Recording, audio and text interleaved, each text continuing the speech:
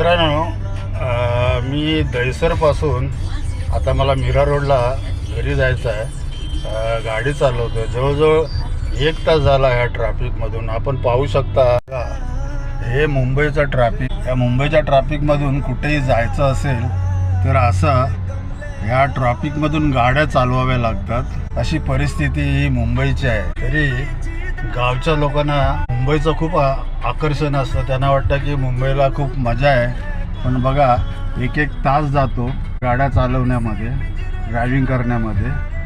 ही अशी मुंबईची ट्रॅफिकची समस्या आहे आणि ती समस्या फेस करून या मुंबईमध्ये आपलं लाईफ जगावं लागतं. असं हे मुंबईचं लाईफ आपल्याला आवडेल का? कारण गावच्या ठिकाणी असे ट्रॅफिक जाम, सिग्नल ह्या गोष्टी नसतात. त्यामुळं गावाला खूप मला बरं वाटतं.